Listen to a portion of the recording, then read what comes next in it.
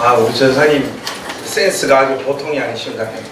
하여튼 사역자들은 이렇게 사기 기질이 다들 다분합니다. 이게 분명히 실수했는데 아주 스무스하게 이렇게 잘 넘어가는 것 같습니다. 오늘 우리 가족들 다 이렇게 한 자리에 모이니까 참 좋습니다. 우리 가족들하고 우리 서로 한번 인사 나누실까요? 이렇게.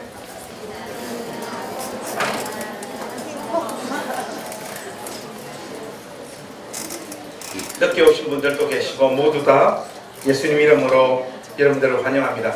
오늘 본문은 에베소 교회를 떠나면서 사도 바울이 장로들을 밀레도라고 하는 지역으로 불러서 그들에게 고별 설교를 하는 장면입니다. 이 밀레도로 장로들을 불렀던 것은 아마도 에베소 상황이 19장에서 우리가 살펴봤을 때 조금 사도 바울이 그곳에 더 이상 머물러 있기 어려운 상황이 연출되어졌던 것 같고, 그래서 밀레도라고 하는 지역으로 에베소 교회의 장로들을 다 불러 모읍니다. 신약 성경에서 장로와 감독과 목사라고 하는 단어가 각기 등장합니다.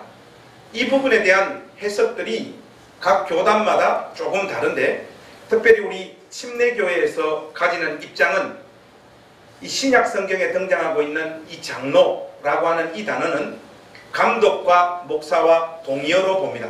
그래서 어떤 일들을 수행할 때마다, 특별히 하나님 말씀을 전가할 때는 보통 목사로 지칭하고, 교회의 어떤 행정적인 또 어른으로서 아래 사람들을 신앙으로 훈계하고 권면하는 성격을 지닐 때는 장로라 그렇게 이야기를 하고, 감독은 조금 더 큰 개념일 때 등장합니다. 보면 우리 전사님 소속되어져 있었던 감리교에서는 그 총회장 목사님을 감독 총회장이다 해서 아직 감독 제도가 이렇게 남아있고, 장로교 같은 경우에는 여러분들 잘 알다시피 장로라고 하는 직분이 목사와 구별되어져서 이렇게 존재하죠. 우리 침례교회 같은 경우에는 원래는 장로가 없는데 대외적으로 이렇게 활동을 하려고 하니까 침례교회는 안수 집사만 있기 때문에 바깥에 나가서 이렇게 활동을 하려고 하니까 급이 안 맞는다는 거예요. 그러니까 장로교에서는 장로님이 평신도 대표로 이렇게 나오는데, 침례교에서는 안수 집사님들이 나가니까 우리 침례교회 안수 집사님들이 대회 모임을 하고 오시면 상처를 받으시는 거예요. 너희는 까면 안 되지만 우리 모임에 끼워준다, 이런 인상들이 짙어서 우리 교단 총회 청원을 했습니다. 장로 제도를 만들어 달라 해서 아마 그것을 제안하신 분이 돌아가신 올림픽 조직위원장이었던 박세직 씨로 제가 알고 있습니다. 그래서 우리 침례교 교단 차원에서 최종적으로 어떻게 결론을 내렸는가 하면, 안수 집사를 교회 안에서 장로로 호칭할 수 있다, 그러나 당회는 구성하지 못한다, 이렇게 하고 통과시켰습니다. 그래서 엄밀히 말해서 침례교회 안에 있는 장로님들은 바깥에 나가서 기죽지 말라고 교회에서 장로로 호칭해 주는 것이지, 원래 그분들의 직분은 안수 집사입니다. 이 부분들을 일단 제가 좀 간략하게 좀 짚고 넘어가면 좋겠습니다. 그래서 사도 바울이 밀레도 지역에서 이 장로들을 불렀다라고 하는 것은 아마도 자기가 떠나고 난 다음에 이 교회를 다스리고 하나님 말씀을 전하면서 교회를 세워가야 됐던 대표자들을 불렀던 것 같습니다. 그들에게 오늘 고별 설교를 하고 있는 장면이에요. 여러분, 요 단락에서 요 고별 설교 내용들을 살펴보면, 먼저 바울이 에베소에서 어떤 자세로 사역하며 하나님 말씀을 증거했는가, 그 자기의 심경과 과거의 사역의 사실들을 회고하는 장면들이 등장하고, 또 하나는 바울 자신의 현지의 각오와 다음 행선지로 자기가 떠날 수밖에 없는 이유를 밝히는 장면이 나옵니다. 그런 다음 최종적으로 이 장로들에게 하나님의 양떼를 먹이는 목자들이 어떠한 자세로 마땅히 충성하며 교회와 성도들을 섬겨야 되는지에 대해서 한번 권면하고 부탁하는 장면들이 요 단락에 채우고 있습니다. 이 본문이 던지는 메시지가 굉장히 중요하기 때문에 2번과 3번에 걸쳐서 설교하는 게 좋을 것 같아요. 오늘은 에베소에서 그의 사역을 회고하는 부분들을 여러분들과 함께 살펴보겠습니다. 사도의 사역은 에베소 교회의 가족들 누구나가 어떤 모습과 어떤 자세로 교회와 성도를 섬겼는지 잘 알았던 것 같아요.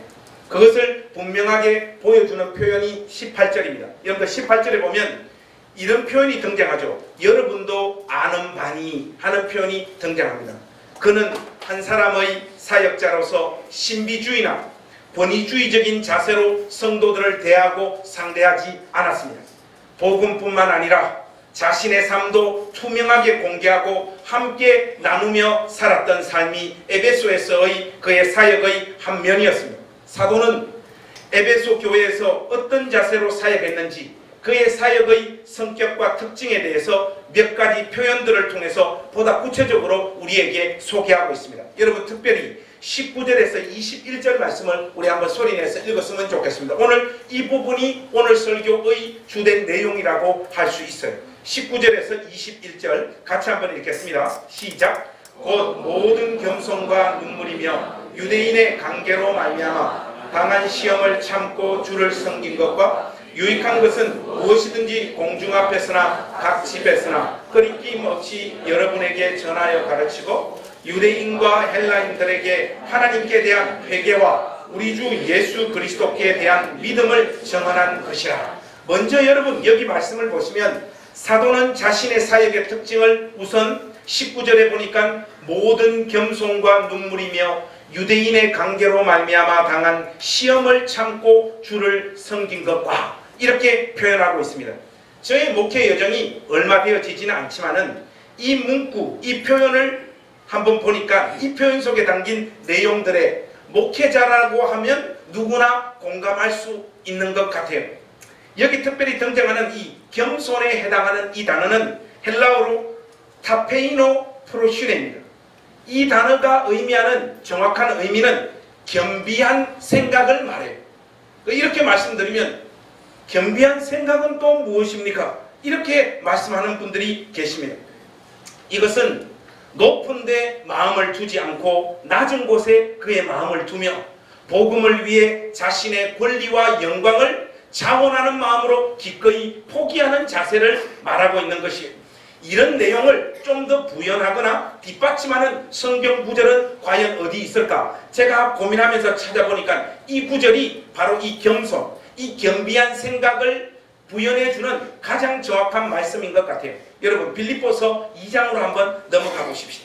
빌립보서 2장 5절에서 8절 말씀 우리 한 목소리 한번 봤으면 좋겠습니다. 빌립보서 2장 5절에서 8절 말씀 우리 소리내서 쭉 5절에서 8절 말씀 한번 같이 읽겠습니다. 시작. 너희 안에 이 마음을 품으라. 곧 그리스도 예수의 마음이니 그는 근본 하나님의 본체시나 하나님과 동등됨을 취할 것으로 여기지 아니하시고 오히려 자기를 비워 종의 형체를 가지사 사람들과 같이 되셨고 사람의 모양으로 나타나사 자기를 낮추시고 죽기까지 복종하셨으니 곧 십자가에 죽으심이라. 여러분 이 말씀의 핵심적인 의미가 무엇입니까? 여기에서의 핵심은 사람과 사람, 하나님과 인간, 즉 관계적 측면에서 자신은 천박하거나 비천한 수준의 존재가 분명히 아닌데도 불구하고 자기 자신이 가진 수준과 레벨보다 훨씬 못한 자리로 자원하여 내려가서 서로 사귀고 교제하고 동등한 자리에서 삶을 사는 것, 바로 그것을 의미하는 것이에요. 이것은 단순히 인사의 각도가 내려가는 것을 의미하는 것이 아닙니다. 그리고 또 동양 사람들, 특별히 우리 한국 사람들이 가진 어떤 겸양의 태도, 속으로는 자기가 부족하다고 생각하지 않지만 항상 인사할 때 저는 부족합니다, 저는 조금 모자랍니다, 그러나 속으로는 그렇게 생각하지 않는 그런 식의 어떤 겸양의 태도를 말하는 것도 아니고요. 어려운 처지에 있는 사람들을 잘 도와주는 어떤 성품을 말하고 있는 부분들도 아니에요. 이런 것들은 얼마든지 쇼일 수 있고 위에서 사람을 아래로 내려다보면서 그 사람을 동정하는 태도일 수가 있다는 것. 이것은 빌립보서 2장이 말하고 있는 예수님께서 우리에게 보여주신 그런 겸비한 모습이 결단코 아닙니다. 여러분 인사로 사람을 때려잡는 사람들이 의외로 많습니다. 제가 아는 어떤 분은 자기보다 아래 사람이 이렇게 오면 인사를 90도로 해버려요. 이건 뭐냐? 너는 엎드려라 이 말입니다. 너는 상당히 악질이요 나쁜 새끼입니다. 이런 식으로 사람들의 어떤 군기를 잡는 어른들이 실질적으로 있어요. 이것은 겸손이 아닙니다. 위선이죠. 이런 행동을 통해서는 그 사람의 모습이 진정으로 겸손한 것인지를 우리가 확인하거나 제대로 알 수 없습니다. 겸손은 긴 시간을 통해서만 확인되어질 수 있는 성품이고 삶의 자세라는 사실을 여러분 꼭 기억하십시오.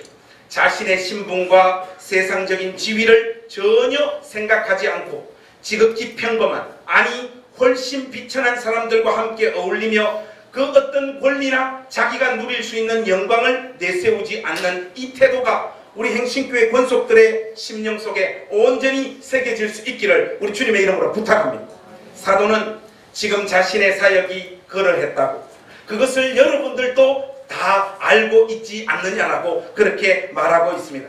사도가 걸어간 이 길은 예수님께서 보여주신 삶의 모범을 쫓아 그의 사역의 태도 속에 분명히 새겨넣고 있는 것이 틀림없습니다. 그런데 이런 식의 겸손의 길이요 참으로 걸어가기 어렵습니다. 누군가를 섬기고 그들이 사용하는 언어를 사용하고 그들의 수준으로 내려가면 모두가 그 사람을 존경하고 사랑할 것 같지만 그렇지가 않습니다. 참으로 더러운 꼴을 수도 없이 맛보고 경험해야 돼요. 사람의 악함이란 권위를 내세우고 찍어 누르는 사람에게는 겁을 먹고 고분고분하지만 자기들과 동일한 자리에서 비슷한 모습으로 섬기는 사람들은요 무시해버려요. 조롱하고 모욕을 주는 경우들이 얼마나 많습니까? 제가 군 생활을 하면서 이거 절절히 느꼈습니다. 제가 군대만 갈 때만 해도 지금보다 훨씬 믿음이 좋았고 그때는 신앙이 좀 비장한 측면이 있었습니다. 예를 들어 뭐 이렇게 술을 주면, 저는 예수 믿는 청년이기 때문에 술 안 먹습니다 해서 빠따도 맞고 그것이 신앙인 줄 알고, 누가 그래요? 목사님 지금 가면 어떡할 겁니까? 지금 가면 받아 마셔야죠. 맞는 것은 좋은 것이 아닙니다. 그리고 또 제가 군생활을 하면서 마음속에 이렇게 새겨 넣었던 자세가 뭔가 하니까 나는 절대로 내 아래 사람들에게 욕을 하거나 두들겨 패지 않겠다. 제가 욕을 하는 삶 속에서 유일한 순간은 설교 시간밖에 없습니다. 그 이후에는 저는 욕을 하지 않아요. 그 군생활 할 때도 저 아래 저의 쫄병들에게 단 한 번도 매를 들었거나 아이들에게 거친 말을 했던 적이 없어요. 그럼 이렇게 하면 와 우리 고참 진짜 멋지다 이럴 것 같지만 그게 그렇게 돌아가지 않더라고요. 사람을 호구로 봐버리더라고요. 맘먹고. 여러분 이런 것들이 군에서만 나타나는 것이 아니라 우리의 직장, 우리의 교회, 우리가 몸담고 있는 거의 모든 곳에 있어요. 사람이 자세를 낮추면요 뭔가 부족하고 자기에게 아쉬운 것이 있어서 그러는 줄 알고 그 사람에게 더 창피를 주고 모욕을 주는 경우들이 얼마나 많습니까? 그런데 여기서 진짜 예수님의 겸손을 심령에 새기고 살아가는 사람인지가 판명이 납니다. 이런 잘해줬는데도, 섬겼는데도, 낮아졌는데도 불구하고 상대방이 조롱과 모욕과 무시로 나올 때 그때 진면목이 나타나요. 이때 에라이 내가 너한테 어떻게 했는데 네가 내한테 지금 이런 식으로 나오나 하고 그 상황을 엎어버리는 사람은 이제까지 겸손 코스프레를 한 사람입니다. 겸손을 팔아 자기 이미지를 좋게 하려는 수작에 불과하다는 것이죠. 참된 겸손은 또 사랑은 수많은 모욕과 조롱 앞에서도 오래 참고 견디게 하는 힘을 가지고 있는 줄로 믿습니다. 진정으로 겸손한 사람은 자신의 출발점이 어디인가를 잊지 않기 때문에 이 삶을 계속해서 살 수 있는 겁니다. 모욕과 조롱 앞에서도 자기의 첫 출발지가 어디인가를 늘 기억하는 그리스도인은 그 조롱과 모욕 속에서도 예수님과 사도가 오늘 목회를 어떤 방식으로 했느냐, 겸손으로 했다라고 하는 이 자세로 자기 삶을 살 수 있습니다. 여러분 우리의 첫 출발점이 어디입니까? 여러분들하고 이 부분을 한번 확인해 봤으면 좋겠어요. 여러분 사무엘하 9장으로 한번 넘어가 보십시다.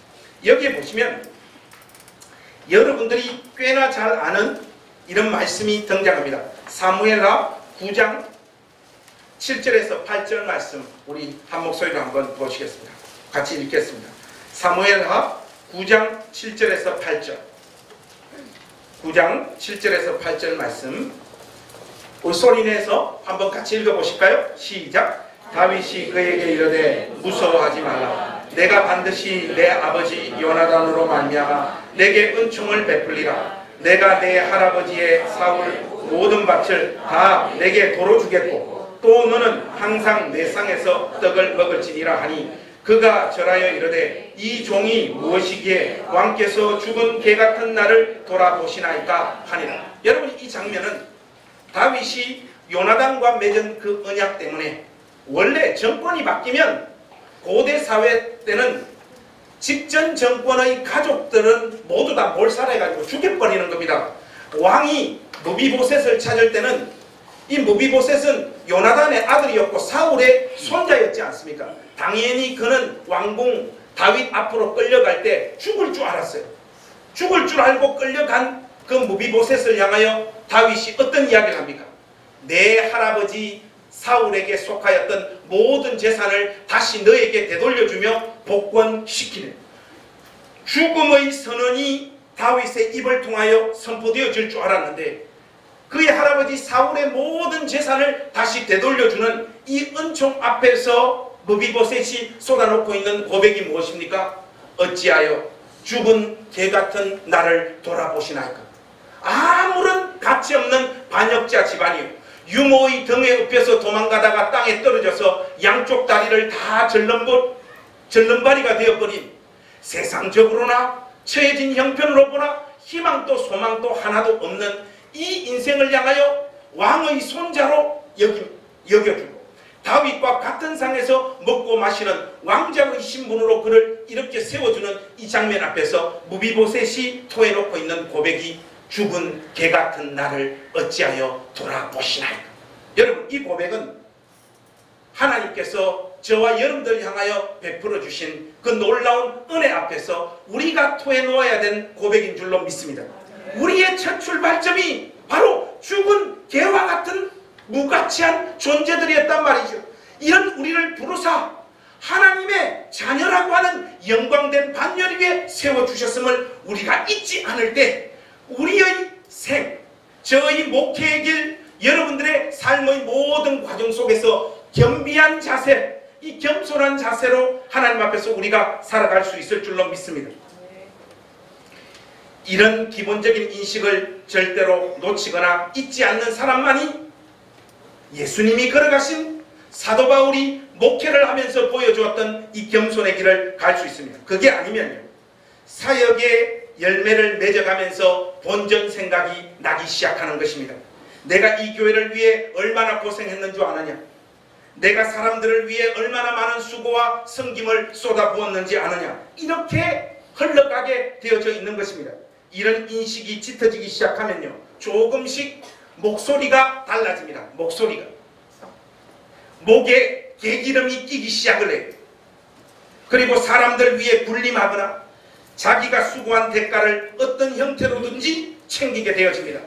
한 사람의 목회자가 그 아무리 낮은 모습으로 사람들을 섬기고 사랑하고 목회를 했다고 하더라도 마지막 그 목회를 마무리하는 그 순간 교회를 향하여 과도한 금전적인 요구나 부담을 지운다면 그 사람의 사역의 진정성은 다 무너지게 되는 거예요. 사도 바울은 밀레도에서 고별 설교를 쏟아놓는 이 순간에도 그는 그 어떤 것도 그의 사역의 열매를 통하여 영광이나 권리를 누리려고 하지 않았다. 우리가 이 사실에 오늘 우리가 주목해야 됩니다. 마지막까지 신실하며 겸손하기가 이래서 참으로 힘든 것이, 목회를 하는 목회자에게 이런 유혹을 참아내기란 여간 어려운 것이 아닙니다. 그러나 사도는 초지일관, 여기에서 말하는 그 겸손함으로 끝까지 에베소에서의 사역을 감당했음을 또 우리에게 고백합니다. 오늘 본문 텍스트는 아니지만 여러분 20장 33절에서 35절 한번 보십시오. 이 부분은 제가 소리내서 제가 한번 읽어보겠습니다. 내가 아무의 은이나 금이나 의복을 탐하지 아니하였고 여러분이 아는 바와 같이 이 손으로 나와 내 동행들이 서는 것을 충당하여 범사에 여러분에게 모본을 보여준 바와 같이 수고하여 약한 사람들을 돕고 또 주 예수께서 친히 말씀하신 바 주는 것이 받는 것보다 복이 있다 하심을 기억하여야 할지니라. 이 사도는 자기의 권리와 영광을 누리지 아니한 차원이 아니었고 교회를 세워가며 자기 스스로 돈을 벌어서 먹고 살았을 뿐만 아니라 그렇게 자기 복음 사역을 위하여 사용해야 되는 그 돈을 가지고 이 에베소 교회 안에 있었던 더 어렵고 더 공고한 자들과 이 물질들을 나누면서 그의 사역을 끝까지 펼치며 이 밀레도를 떠나는 모습을 오늘 우리에게 보여주는 것이에요. 사도는 자신의 권리와 누림을 포기한 정도가 아니었다는 사실을 우리가 주목해야 됩니다. 제가 어제 교회에서 모임을 잠깐 하고 우리 우전도사님과 식사를 같이 했습니다. 우리 전사님 살아가는 방식이 참으로 놀랍습니다. 딱 보면 돈이 나올 구석이 없습니다.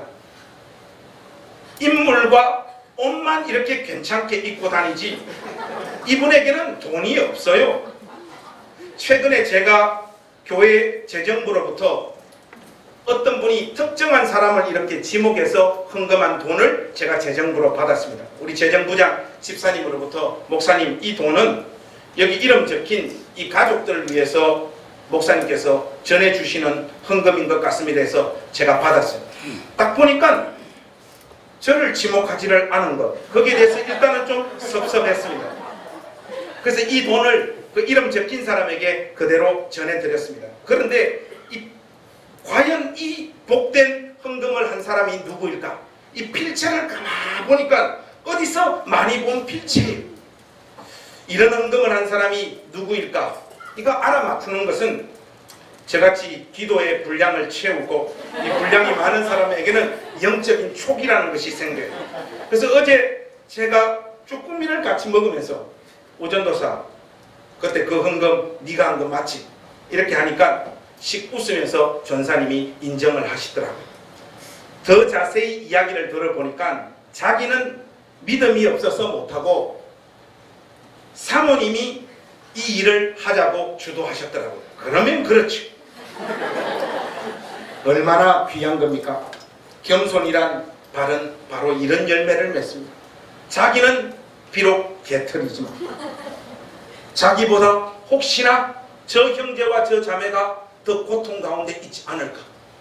자기의 누림을 기본적으로 포기했고 그 아주 작은 누림조차 자기보다 더 큰 고통 가운데 있는 사람과 함께 나누려고 하는 것, 이 길이 바로 사도가 오늘 보여줬던 이 겸손의 길입니다. 제가 우리 우전사님께 부탁 하나가 있습니다. 다음은 그 헌금을 저를 위해서 지목해 주시기를 주님의 이름으로 부탁합니다.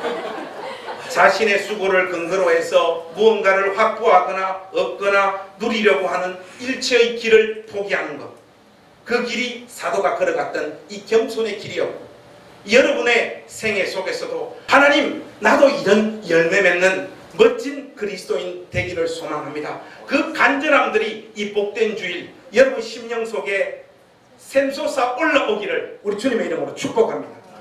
그 다음 사도의 목회 여정을 표현하는 단어는 눈물이었습니다. 모든 겸손과 눈물이며, 이 단어는 헬라어 원문에서는 복수로 소개되어지고 있습니다. 아마도 사도가 눈물을 흘려야 되었던 이유가 여러 가지였던 것 같아요.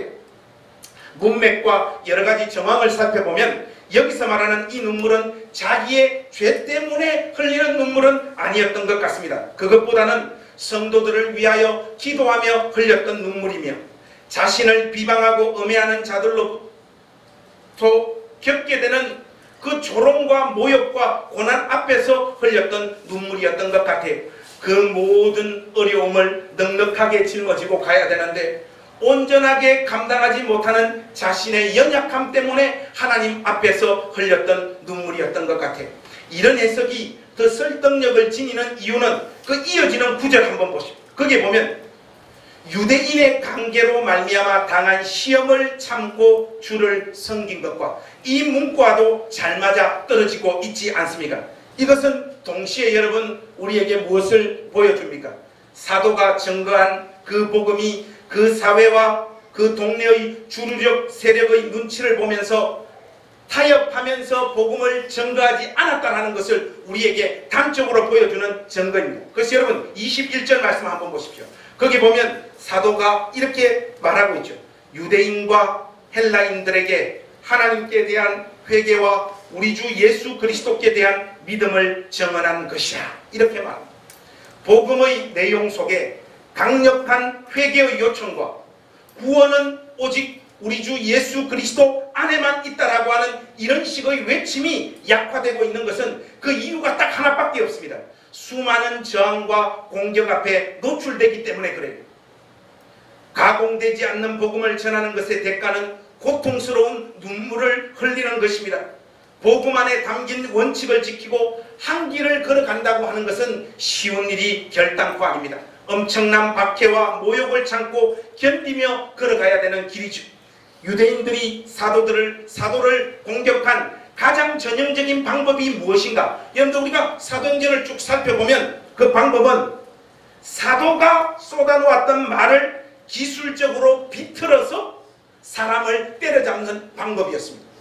오늘날의 목회 현장에도 이런저런 비슷한 일들이 동일하게 생겨나죠. 사도는 유대인들의 관계라고 말하고 있는데 저는 이것을 저 나름대로 이렇게 번역하고 싶습니다. 억울하게 당하는 시련으로 이 단어를 번역하고 싶어요. 목사의 목회 방법론이나 설교, 기타의 것들이 결단코 신성불가침이 아닙니다. 지적받고 비판받고 욕을 먹어야 될 때가 분명히 있습니다. 잘못한 것은 잘못했다고 지적을 받는 것이 맞죠.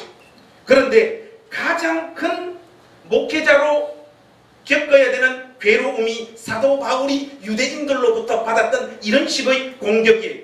애매하게 당하거나 억울하게 당하거나 교회 내의 특정 당파들이 형성되어져서 계략을 꾸미는 일에 희생자가 되어질 때 목회자가요 견디기가 제일 힘듭니다. 정말 이런 경우는 모든 것을 다 때려치워버리고 싶습니다. 결국 간이 작아서 때려치우지는 못하고 저 구석에 가서 홀로 눈물을 흘리며 울게 되어지죠. 이런 경우에 운다는 것은 답이 보이지 않기 때문에 눈물을 흘리는 것입니다.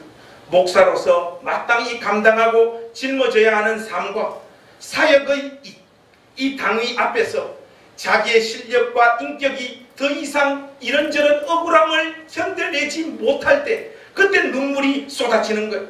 거짓풍설에 기초한 모함이나 감당하기 어려운 인격의 소유자들로부터 시달리는 것도 하루 이틀이지 참다가 인내하다가 하나님 저는 더 이상은 걸어가지 못하겠습니다 할 때 터져나오는 것이 눈물이. 사도가 이런 식의 피눈물을 하나님 앞에 쏟으면서 하나님 앞에 서 있는 그 순간 그는 어떤 말씀을 그의 영혼에 떠올리며 위로를 받았을까? 이런 생각들을 참 많이 했어요. 그가 구약 성경에 능통했기 때문에 아마도 이 말씀을 떠올리면서 한 걸음 더 걸어갈 수 있었던 것 같아요. 여러분 이 말씀 여러분들하고 한번 봤으면 좋겠습니다. 시편 56편으로 여러분들 한번 넘어가 보십시오.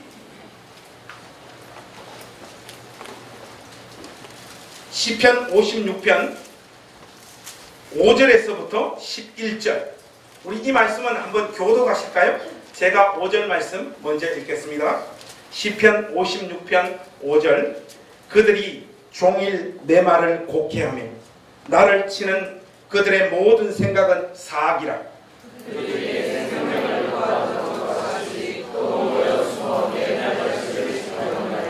그들이 악을 행하고야 안전하오리이까. 하나님이여 분노하사 무백성을 낮추소서.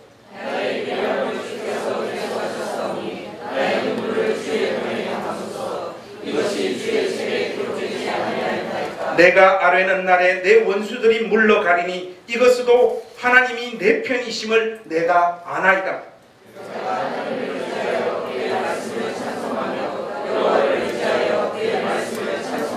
11절 우리 다 같이 하실까요? 내가 하나님을 의지하였은즉 사람이 내게 어찌하리까. 여러분 조금 공감이 가십니까? 한 사람이 가진 기본적인 성정과 인격으로는 더 이상 갈 수 없는 상태에 도달했지만 도저히 피할 수도 거부할 수도 없는 길이기에 죽으나 사나 가야만 하는 상황에서 터져나오는 이 눈물이 사도가 여기서 말하고 있는 바로 그 눈물인 것입니다. 그 고통 속에서도 하나님의 인도하심과 섭리를 신뢰하면서 한 걸음씩 걸어갔던 사도의 처절한 목회 여정이 저의 머릿속에 어느 정도 그려집니다. 오늘 이 말씀은 1차적으로는 목회자들을 향한 가장 직접적인 도전이 될 수 있겠지만 여러분 모두에게도 유의미한 메시지가 될 수 있다고 저는 확신합니다. 사도의 길과는 그 성격이 조금 다를지는 몰라도 여러분과 제가 걸어가는 이 길도 겸손과 눈물의 길인 것 같습니다. 우리가 사도하고 좀 다른 것은 겸손하고 싶어서 겸손하는 것이 아니라 살아보니 우리 자신의 연약함과 별것없음을 인정할 수밖에 없는 인생이어서 겸손해지는 그 주인공들이 바로 여러분들과 저이지 않습니까? 하나님은 어쩌면 이렇게 낮춰도 어쩌면 이리까지 낮춰버리시는지 정신이 아득할 정도에 하나님은 우리를 사람이라고 하는 막대기와 인생이라고 하는 채찍을 통하여 저와 여러분들 생애에 겸손의 열매를 맺게 하시는 분이라는 사실을 잊지 마십시오. 무엇보다 우리는 즐겁고 웃으며 가는 날보다 머리를 뜯고 자책하고 견디고 울어야 하는 날들이 더 많은 인생임을 인정할 수밖에 없지 않습니까? 이런 우리의 인생 앞에서 우리는 무엇으로 이 생을 견딜 수 있을까요? 어떤 비법을 알아서 저나 여러분들이나 살아가는 자들이 아닙니다. 하나님 아버지가 계시기에 포기하거나 자폭하지 못하는 것입니다. 바로 그 자리에서 무엇이 터져나옵니까? 눈물이 터져나오는 거예요. 내가 죽을 힘을 다해서 산 그 인생을 통해 내가 영광을 받고 유익을 얻는 것은 또 유익을 얻는 것보다 나로 인해 누군가의 인생이 풍성해지는 것으로 자기 인생의 목표로 삼을 수 있는 우리 행신교회 가족들이 될 수 있기를 주님의 이름으로 부탁드립니다. 지금보다 제가 좀 더 어린 시절, 예를 들면 20대나 30대 같은 시절에는 저 자신의 인생에 대단히 집착하게 되더라고요. 목회자로 부름받아서 이런저런 준비를 좀 하면 소위 말하는 이 기독교라고 하는 종교시장에서 나도 두각을 나타내는 목사가 될 수 있겠지. 이 생각에서 저는 솔직히 자유롭지 못했어요. 그래서 이것저것 부지런히 열심히 했습니다. 유학도 다녀오고 영어 공부도 열심히 하고 책도 꽤나 읽었고 성경도 뭐 여기저기 도사들에게 찾아다니면서 머리 조아리면서 열심히 배웠어요. 그것의 가장 깊은 동기는 뭐냐? 이 모든 준비가 내가 펼치는 이 목회를 통해서 내가 제법 목회를 잘하고 설교를 잘하고 무사람들에게 박수 받으며 목회를 하는 그런 목사가 되고 싶었어요. 여기서 벗어나고 싶었지만 벗어나지지 않더라고요. 20대와 30대는 끊임없이 저 인생에 대해서 이렇게 집중하게 됩니다. 그래서 저의 경험을 통하여 일반화시키는 건지 몰라도 20대와 30대가 기도를 열심히 한다. 이건 전부 다 사기 행각입니다.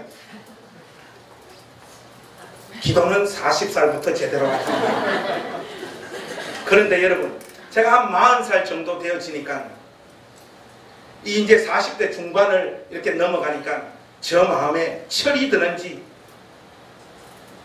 이 아이들 위해서 또 아내를 위해서 제가 세운 이 교회를 위해서 내 인생이 소비되어지는 것이 별로 억울하지가 않아요. 누가 그래요? 목사님 사진 찍으려고 이렇게 보니까 목사님 요 위에 지금 머리가 다 빠졌다고, 이게 원형 탈모 같다고 저보고 그러는데, 여러분 이 원형 탈모는 영광의 훈장인 줄로 믿습니다. 옛날 같았으면 이런 것들이 참 견디기 어려웠을 건데 아이들 위해서 또 아내를 위해서 산다는 것. 옛날에는 남자가 이거 부끄럽구로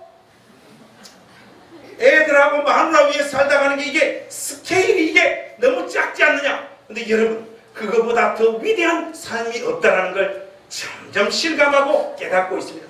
저의 생애의 목표는 뭐냐? 지연이를 잘 먹이고 아내에게 민크 코트를 한번 해입히는 것입니다. 내 인생이 소비되어도 아무런 억울함이 없고 그것을 잘 감당하고픈 마음이 영혼에 새겨지는 사람이 오늘 사도가 걸어갔던 그 겸손과 눈물의 길을 제대로 걸어가고 있는 신자인 줄로 믿습니다. 이런 멋진 아비를 두고 있다는 것을 모르는 지연이, 그리고 철없는 우리 마누라, 제발 철 좀 들어주시기를 주님의 이름으로 부탁합니다. 사랑하는 우리 행신교회 가족 여러분, 자기 인생을 돌아볼 때 누군가를 위하여 다 소비되어진 그 생이 억울하게 느껴지지 않고 그 길이 영광의 길이었다라고 인식하는 사람보다 더 위대한 신자가 없다라는 사실을 기억하십시오. 다른 사람을 위하여 흘린 눈물을 자기 영혼의 병에 담은 그 사람을 우리 주님께서 기억하시고 그 영혼을 복되게 하신다는 이 사실 붙잡는 우리 행신교회 가족들 되실 수 있기를 바랍니다. 뭔가 우리가 대단한 대의와 목표와 그 어떤 것들을 위하여 부름받은 자들이 아니고 오늘 하나님께서 우리를 세워놓으신 그 삶의 현장에서 겸손과 눈물로 꾸역꾸역 그 삶을 견뎌내며 감당하는 신자들의 이 걸음을 복되게 여겨주시는 그분이 우리 아버지라는 이 사실에 여러분들의 심령이 위로를 받는 복된 주일이 되었으면 좋겠습니다. 여러분 혹시 죽음의 수용소라고 하는 책을 읽어보셨습니까? 이 빅터 프랭클이라고 하는 정신과 의사 겸 심리학자죠. 이 사람이 유대인입니다. 유대인인데 2차 세계대전 당시 아우슈비츠 포로 수용소에 이 사람이 수감되어집니다. 이 사회에서 잘 나갔던 사람이니까 이런 사람이 이 수용소에 들어가게 되면 이게 마음이 그 적응하는 일들이 쉽지 않았죠. 그래도 어쩔 수 없이 적응할 수밖에 없습니다. 그러나 그 수용소에서 그의 존재는 이름으로 불리워졌던 것도 아니고 119번, 503번 그런 가련한 상태, 어느 날 자기 앞서 먼저 죽은 죄수의 죄수복을 자기가 입게 되었다가 이 앞주머니에 조각난 종이가 하나 그 안에 있다는 걸 알고 이렇게 펼쳐봅니다. 거기에 보니까 이 먼저 죽은 죄수가 써놓은 건데, 내 영혼아 여호와를 진심으로 사랑하라, 마음과 뜻과 목숨을 다해 여호와를 사랑하라 하는 이 시편 구절을 이 빅터 프랭클이 보게 됩니다. 여기에서 나는 이제 죽었구나 이렇게 생각했던 이 빅터 프랭클이 삶의 희망과 끈을 놓아서는 안 되겠다라고 결심을 합니다. 보통 이 가스실에 사람을 집어넣을 때 이 군인들이 누구를 딱 먼저 선정하고 뽑는가 하니까 얼굴을 이렇게 딱 보면 이 총기가 없는 사람, 그리고 체력이 이제 다 떨어진 것 같아요. 구질구레하게 생긴 사람, 예를 들면 우존산인가 저 같은 사람이 이렇게 2명 서 있으면 제가 먼저 죽는 거예요. 이 태생적으로 벌써 노동자 얼굴이잖아요. 이 빅터 프랭클이 아침 점호 시간에 가스실로 사람을 무작위로 골라서 집어넣는데 이런 사람들을 먼저 집어넣는 거예요. 그걸 알게 됩니다. 보니까 노동력을 다 빨아먹었다라는 의미죠. 이 노동력을 더 이상 사용할 수 없는 사람부터 먼저 집어넣는다는 것을 알고 운동장에서 이 빅터 프랭클이 유리 조각을 하나 딱 주어요. 이걸 가지고 와서 저녁에 잠자기 전, 그리고 아침 점호가 있기 전에 이 유리 조각 갖고 뭘 하는가 하면 수염을 깎습니다. 매일매일 수염을 깎아가지고 군인들이 자기를 볼 때 얼굴에 생기가 남아 있다는 거예요. 말끔하다는 이미지를 계속해서 보여줍니다. 이 시도가 먹혀들었는지 이 빅터 프랭클은 그 수용소에서 살아서 나오게 되죠. 빅터 프랭클이요, 그 안에서 삶을 포기한 사람들을 이렇게 보니까 나름의 특징이 몇 가지 있다고 하는 거예요. 그게 뭔가 하니까 갑자기 사람이 해퍼지거나 많이 웃거나 실실거린다는 거예요. 그러다 보니까 행동이 막 나가기 시작한다는 거예요. 그래서 여러분 교회에서도 이게 많이 웃는 사람들, 이 삶의 끈을 놓은 사람들의 가능성이 많아요. 근데 이 빅터 프랭클은 유리조각 하나 붙잡고 저녁에 이불 덮고 자는데 희망이 없잖아요. 소망이 없잖아요. 이불 덮고 그 이불 속에서 매일 밤을 우는 거예요. 매일 밤을 처절하게 우는 거예요. 내 인생이 어떻게 되며 내 미래가 어떻게 되며. 그러나 아침에 눈을 뜨면 어쨌든 그가 주운 이 유리조각을 가지고 면도는 계속한 거예요. 수염은 깎으면서. 그것이 그를 살게 했던 것입니다. 모든 전쟁이 끝나고 기자가 이 빅터 프랭클에게 이런 질문을 던졌습니다. 수용소 안의 시간을 무엇으로 견뎠습니까? 이렇게 물었을 때 이 빅터 프랭클이 기가 막히는 말, 눈물과 한숨으로 견뎠다. 사랑하는 우리 행신교회 가족 여러분, 기가 막힌 답변 아니겠습니까? 오늘 저와 여러분들이 부름받고 있는 우리의 이 생 화려하지 않죠. 대단하지 않죠. 아니요, 이렇게 표현하기는 부족합니다. 처절하고 전쟁입니다. 전쟁입니다.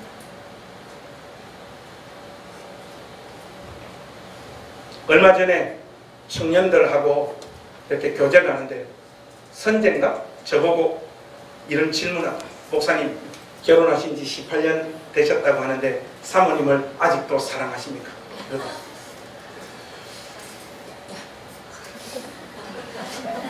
그래서 제가 기가 막힌 답변을 했습니다.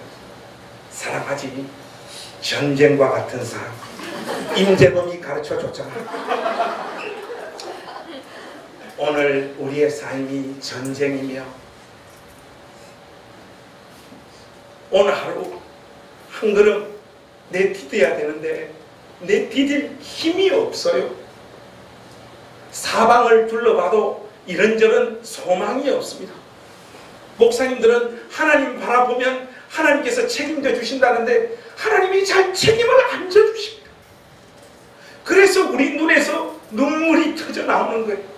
겸손하고 싶어서 겸손해지는 것이 아니라 어쩔 수 없이 내 초라한 인생을 직시할 수밖에 없는 것이 저와 여러분이고, 거기에서 우리가 할 수 있는 일이 별로 없습니다. 그러나 이 심령에 하나님을 인격적으로 만난 자는 스스로 자폭하거나 자기 인생을 멈추지 않습니다. 죽지 못해 삽니다. 근데 여러분, 죽지 못해 사는 신자의 인생보다 더 고급한 신앙의 경지는 존재하지 않는다는 사실을 오늘 이 복된 주일 이 설교 앞에서 분명히 하시기를 우리 주님 앞에 부탁합니다. 그러면 이 소망 없는 현실 앞에서 우리는 무엇을 해야 되느냐? 설거지를 하십시오. 아이들 가방을 챙기시고, 여러분들이 벌 수 있는 만큼의 돈을 버시고, 예배를 드리시고, 윤권사님이 준비해 오신 도시락을 맛있게 먹으시고, 여러분들을 향하여 가혹하니만큼 찾아오는 그 생애 앞에서 맞이하시다가 주님 부르실 때 죽으면 된다는 것. 우리가 대단한 거창한 대의와 목표와 뭔가를 이루어야 되는 자리로 부름받고 있는 자들이 아니라 우리의 인생을 모든 겸손과 눈물로 하나님 앞에서 감당하다 가면 된다는 이 사실 기억하면서 우리 각자들의 수염을 깎으십시다. 오늘 할 수 있는 이 수염을 깎으시자. 그 여러분의 작은 믿음의 움직임 앞에 우리 주님께서 여러분 생애 끝나는 그 순간까지 여러분 손 붙잡고 동행하시며 걸어가실 줄로 믿습니다. 이 말씀 여러분 영혼에 새기셔서 위로로 삼으시고 여러분 각자에게 주어진 그 삶 멋지게 끝까지 다른 사람을 위하여 눈물을 흘리시고 여러분 인생을 소비하는 그 복된 삶을 살아주시기를 우리 구주 예수 그리스도의 이름으로 축원합니다. 기도하겠습니다. 하나님, 사도가 걸어갔던 모든 겸손과 눈물의 길이 저희들의 길이라는 것을 고백합니다. 하나님, 더 이상은 걸어갈 수 없을 것 같아서 허덕이고 지쳐있는 우리 행신교회 가족들을 하나님 기억하여 주시옵소서. 그들을 붙잡아 주시고 자기의 인생을 포기하지 않도록 하나님 도와주시옵소서. 그 별 것 없는 삶을 그 누구보다 진지하게 살아내는 우리 행신교회 온 가족들을 하나님 축복하시고 오늘 하루에 필요한 그 은혜를 허락하여 주시옵소서.